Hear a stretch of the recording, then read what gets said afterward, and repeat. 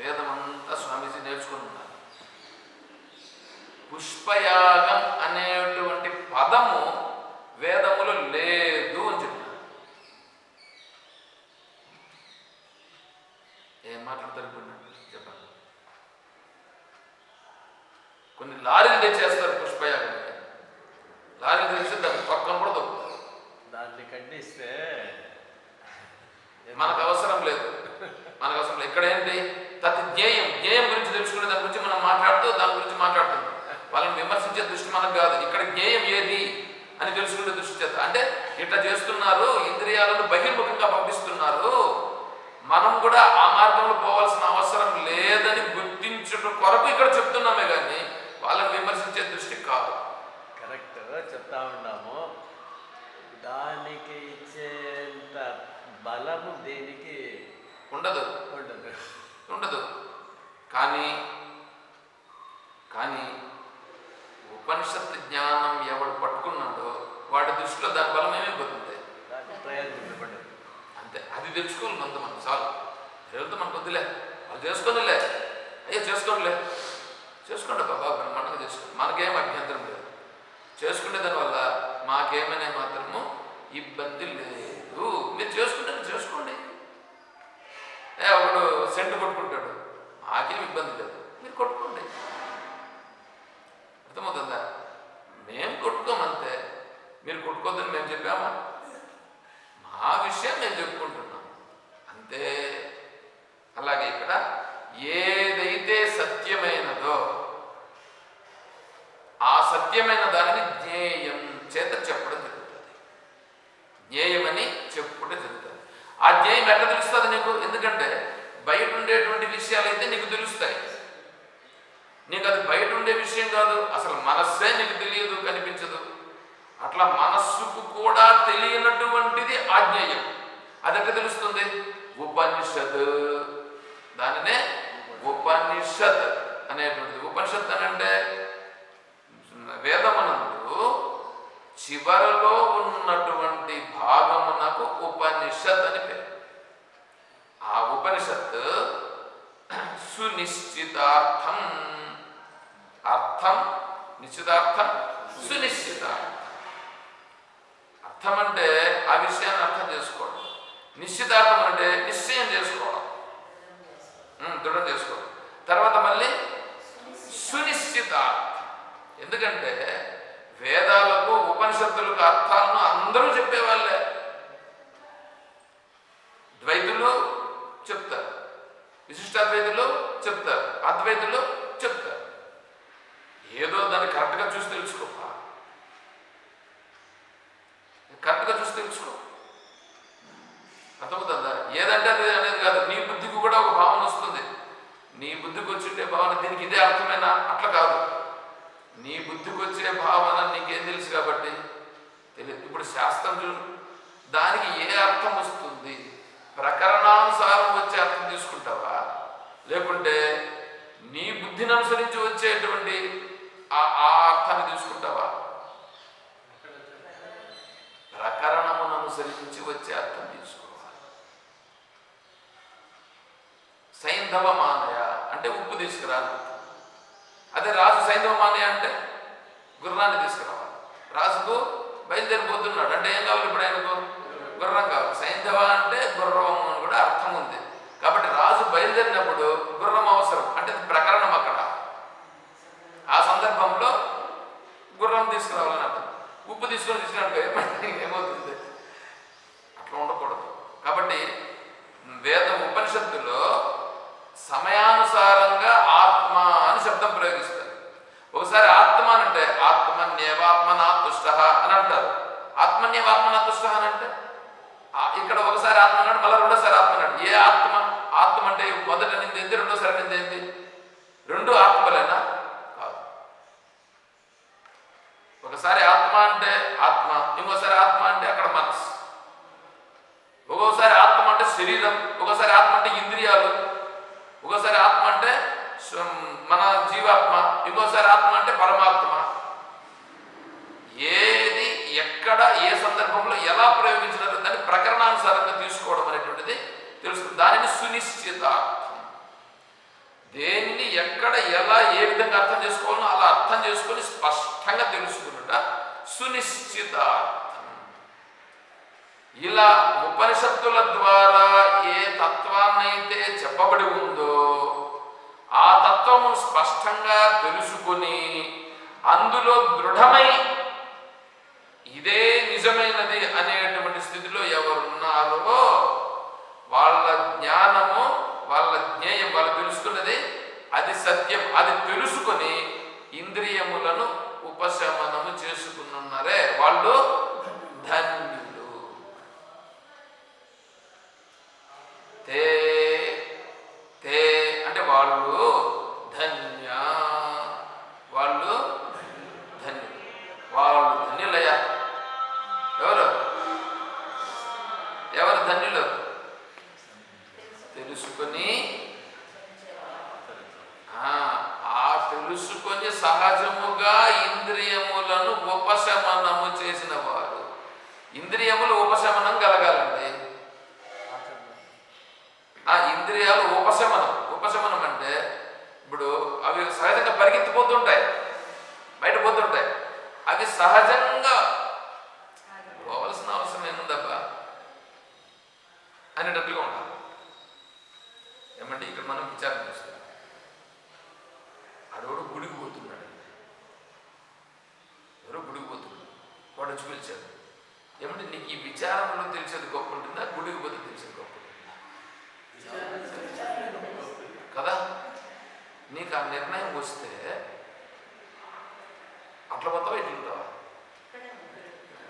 అది కావాలంటే అట్లా పోతాను, ఇది కావాలంటే ఇట్లా వస్తుంది. అది కావాలంటే ఇది, ఇది కావాలంటే ఇది అంటే వాడికి పట్టలేదు. అంతేగా. నీకు పడితే నాయన మీరు వెళ్ళండి, ఎందుకంటే నా వల్ల మీరు ఇబ్బంది పడదు, మీరు చూసుకోకండి, నేను ఎట్లుందండి ఇది. ఎందుకు మీరు అక్కడ పోయి తెలుసుకునేదాన్ని ఇక్కడ మాకే తెలుస్తుంది లేదా? ఇక్కడ ఆడుండే రూపాన్ని ఇక్కడ రూపాన్ని చూడలేదు, కానీ యథార్థత బోధపడుచున్నది. అవునా కదా? యథార్థత తెలుస్తుంది నాకు అని అంటాడు. వాళ్ళను ఉండమని చెప్పడు. ఎందుకు తెలుసా? వాళ్ళను ఉండమంటే వాళ్ళు ఉండరు, వాళ్ళకి తెలియదు. నువ్వు నిదానంగా కావాల్సింటే నాన్న అవన్నీ తిరిగినావు కదా, ఏమైనా నీకు అర్థమయ్యిందా? ఎందుకోసం వినవు? ఊరికే కంటికి ఆనందం కోసం వెళ్ళినవే కానీ ఏమైనా ఆనందం ఉందా? కంటికి ఆనందాన్ని కలిగించడం కోసం వెళ్ళావు. ఇటుకిరా, ఈ తత్వం ఎట్లా ఉంటుందో తెలుస్తుంది, నీకు ఉన్న సత్యం ఏదో నీకు తెలుస్తుంది అని చెప్తే వాడు కూడా అప్పుడు అనుకుంటాడు, ఎందుకు ఉన్నట్లు అంత నేను ఇంత ఇదిగా చెప్తానంటే ఇట్లాంటి వాడు ఊరికే ఉండదు అని వస్తుంది అక్కడ. అర్థమవుతుందా? మనం అట్లా చెప్పకుండా పోతే వాడికంటే ముందే రెడీ అటు ఉపన్యాసం ఉంటుంది కదా, మీరు ఆశ్రమానికి పోతారు కదా, అయ్యో ఆశ్రమానికి పోతే నీకేందా ఎన్నోరా తొందరగా నేను వచ్చేస్తా అంటే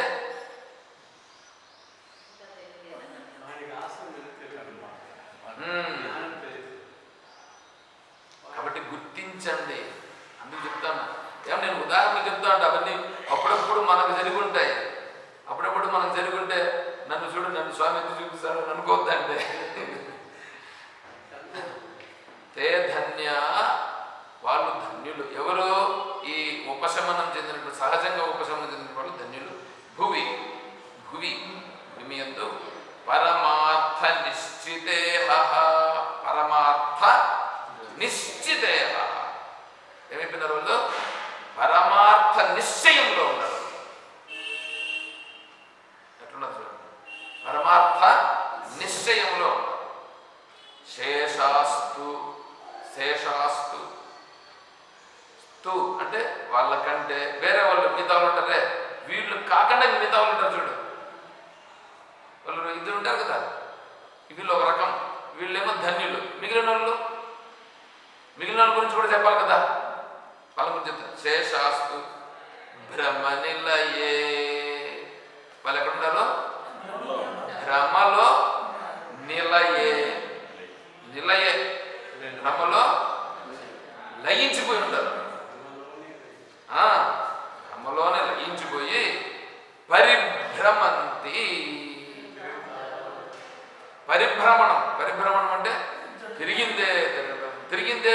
తినడం, తినిందే తినడం, చేసిందే చేయడం, చూసిందే చూడడం, ఎంతసేపు ఇదే ఇదే ఇదే ఇదే దాంట్లోనే వాళ్ళు భ్రమలో పడిపోయినారు.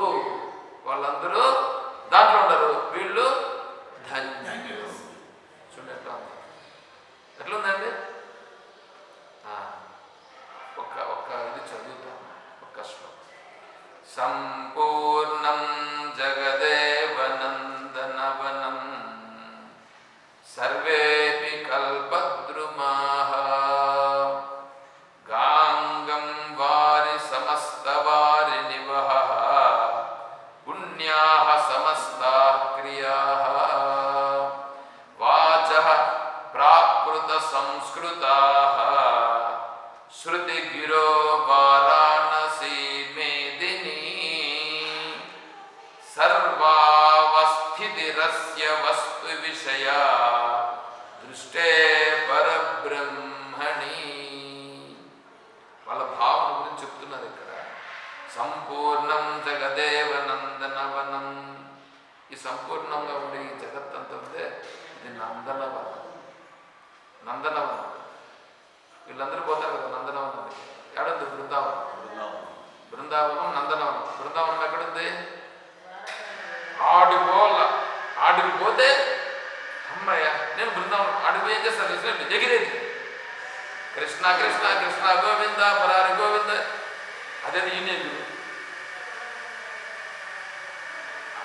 ఎగరమని నేను చెప్పట్లేదండి, ఆ భావన తెలుసుకో. వీళ్ళకి వచ్చింది సంపూర్ణం జగదేవ నందనవనం సర్వేపి కల్పద్రుమః. సర్వేపి కల్పద్రుమ, కల్పవృక్షం.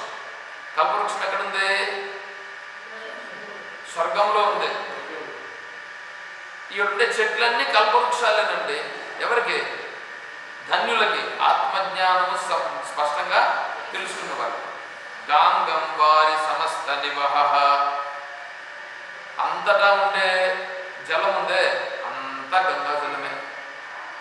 అక్కడ గంగ కాదు, అక్కడ ఉండేది గంగే, ఇదంతా కూడా గంగే. పుణ్యాః సమస్త క్రియాః. సమస్త పనులు పుణ్య పనులే, పుణ్యమే పుణ్య పనులే. వాచః ప్రాకృత సంస్కృతాః. వాచః మాటలన్నీ అన్ని సంస్కృతమే. సంస్కృతం అంటే సంస్కృత శబ్దం అని కాదు, సంస్కరింపబడినటువంటివే. శృతి గిరో వారాణసీ మేదిని. శృతి గిరో, గిరో ఇవన్నీ కొండలు ఇవన్నీ ఉన్నాయి చూడండి. ఇవంతా కూడా వారాణసి, కాశీక్షేత్రం. ఇదంతా ఈ కొండలతో అంతా కూడి ఉన్నటువంటిది ఏదైతే ఉందో ఇదంతా కూడా, ఇదంతా వారాణసే మాకు.